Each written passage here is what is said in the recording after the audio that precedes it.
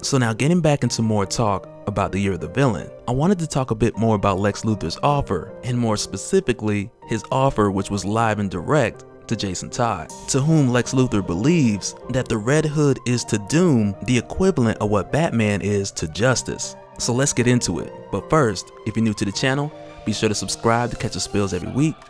and don't forget to hit that bell up top so we can squad up in the comments for the first hour.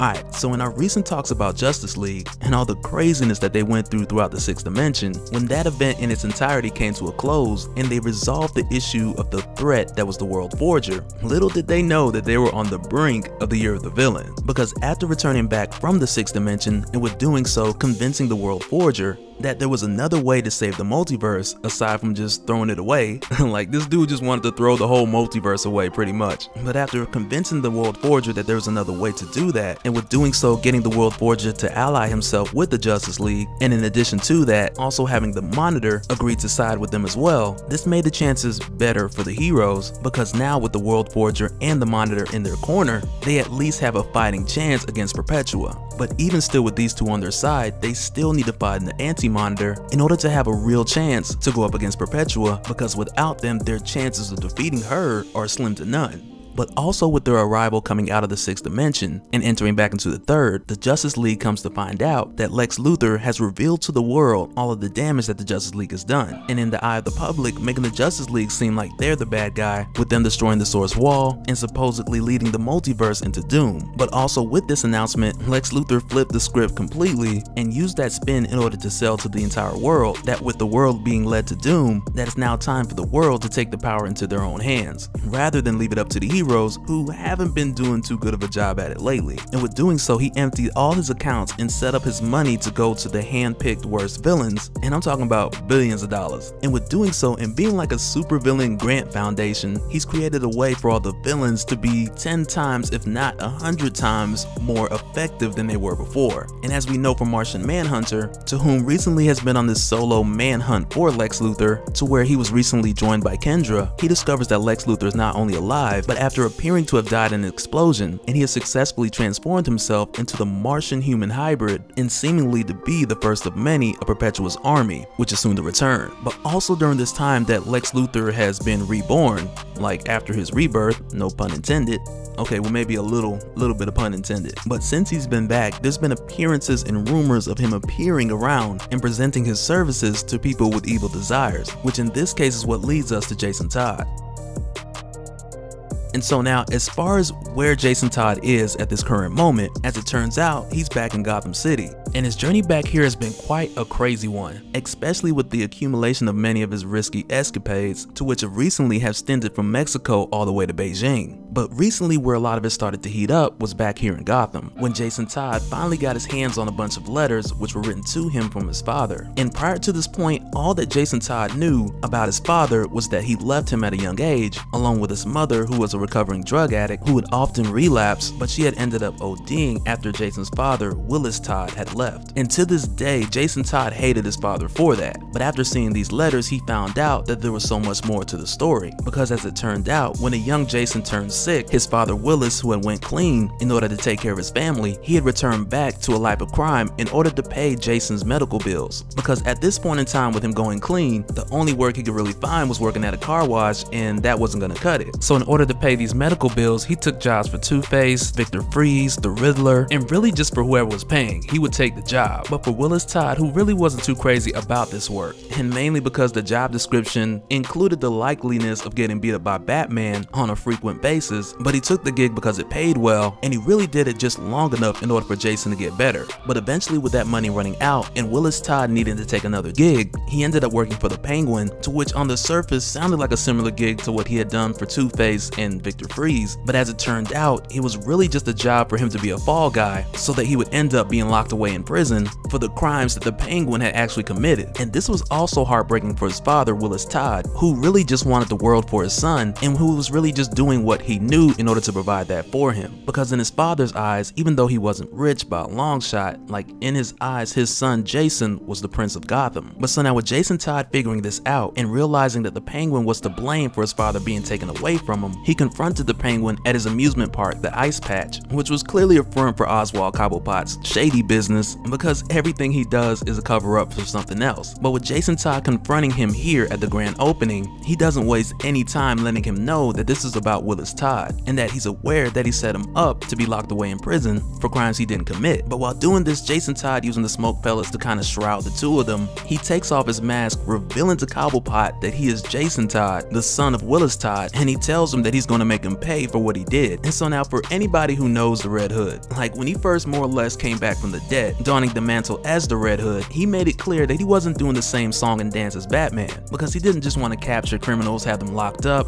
and then weeks later they're back on the street. No, he was more like, I'm gonna take this guy out and he's no longer gonna be a threat. So he puts his mask back on, which should have been a sign, because it's here that we see him pretty much go back to that finish a criminal, and that's one less person for the world to worry about type of mind state, because he also tells Cobblepot at gunpoint that he's not playing those kind of games. And the Penguin, who's pretty much laughing in his face, telling him, you're just another one of these bad kids, you're not gonna do it. Like, I already know you guys got your code of ethics, and you're not gonna kill me in the middle of this amusement park. Like, you don't have the guts to squeeze that trigger. But as it turned out, Jason Todd was very much about that life, because he shot the Penguin point blank range and fled the scene shortly after. And so now, because when he did this, police had closed in around, so there were plenty of witnesses when he had pulled the trigger. So not only did this catch the attention of the news, make headlines throughout Gotham, but Batman had also seen this, and to say the least, he wasn't too excited, which of course led Batman to stepping in, because with Jason Todd doing this, he had broken the deal that him and Batman had made a long time ago. Because prior to this point, Batman had allowed Jason Todd to operate as the Red Hood within Gotham, only under the confines that he would operate as a hero, to which he did for a while, but also with that agreement, under no circumstances would the Red Hood to kill anyone. And shooting the Penguin in the face was kind of like that more or less breach of the agreement. So as far as Batman was concerned at this time, Jason Todd was no longer allowed to operate as the Red Hood. But so now this fight was breaking up not too long after, with Bizarro stepping in, with him needing to snatch up Jason Todd, because they're having issues not just with Bizarro, but also with the Outlaws overall, and their secret base more or less falling out of the sky. But after returning from that, like right after, Jason Todd, who barely gets a second to breathe, like as soon as he returns, and at this point he's still banged up pretty bad, but as soon as he returns, it isn't too long after that he's attacked by Batman, who clearly hasn't forgot where he left off.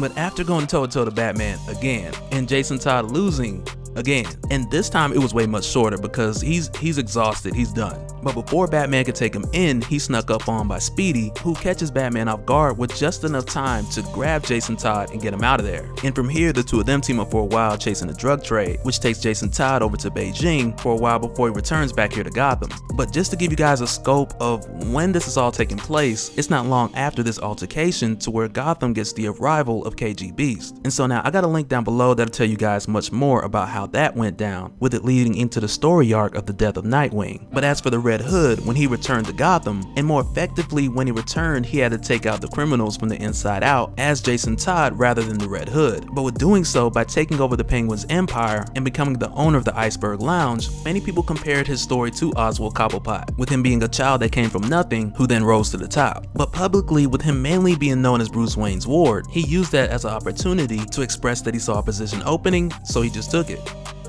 But so now it wasn't after long till we found out that the Penguin was still alive, and he wasn't too happy about the Iceberg Lounge's new management. And more recently we find out that, as it turned out, after the Penguin was shot, Jason Todd had pretty much had him locked away in his own office. But with the Penguin breaking out and waiting on Jason Todd in his own office, it's pretty quick that we realize that he doesn't exactly remember everything, especially the detail of the Red Hood revealing his identity as Jason Todd just before shooting him. And he really just tells the Penguin that he's working for the Red Hood, and it's really the Red Hood who owns the Iceberg Lounge, and Jason Todd is just working as a hired hand. But we also find out that, as it turns out, when Jason Todd shot the Penguin, it really wasn't so much his intent to kill him, because in fact the gun he had used had actually been loaded with blanks, and it was the blast impact at point blank range which caused concussive damage, broke the Penguin's monocle, but still injuring him and causing him to lose some of his recent memory. But after a quick distraction and really losing the upper hand in this situation, Jason Todd takes the gun from Oswald and lets him know that the Red Hood Hood had a friendly talk with Euro Blanc, to whom the Penguin owes a lot of money to, because he's actually supposed to be washing their money through the casino, which as it turns out is money that they didn't get back.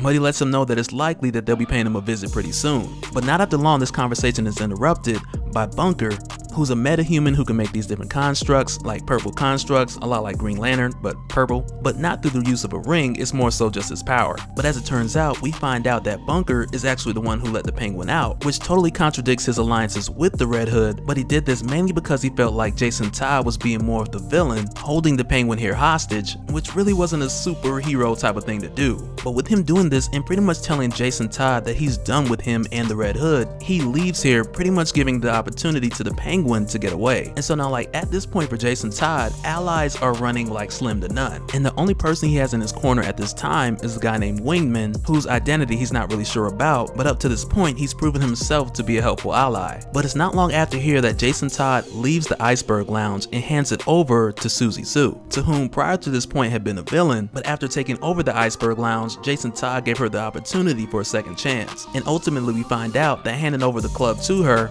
in the bigger scope was the main part of that plan. But after doing this and taking a boat with Wingman and leaving from the Iceberg Lounge and heading further into the city of Gotham, and really at this point with Jason Todd having every intention of leaving Gotham, we actually find out that Wingman, who has been kind of popping up in and out and following the Red Hood and helping them out, we actually find out that Wingman is Jason Todd's father, Willis Todd. But it's here where we see Jason Todd leaving Gotham that we see him approached by one of the miniature ships, much like what we had seen approach Kendra and Martian Manhunter. And surely enough, as Jason Todd is making his exit from Gotham, we find out that this miniature ship, which definitely looks like the Legion of Doom headquarters, that without a doubt that it is Lex Luthor. And so now Lex Luthor, who is only here by a projection of this drone, he explains to him his whole pitch about the multiverse being led towards doom, and how he knows that Jason Todd, who was brought up under the close teachings of Batman, which of course led to Jason being killed. And we know of course this is Lex once again trying to make the heroes look bad. But with Luthor telling Jason here that the future needs doom, he also lets Jason know that he needs him to be the leader of a new generation, but in his case doing right what Batman got wrong. And so now if you guys remember much of our talks about the Justice League and the Sixth Dimension, and much of the significance between Doom and Justice, and Batman pretty much being Justice, and the World Forger needing Batman to operate the Sunbox, which then led to him building the final armor, it very much feels like on the flip side,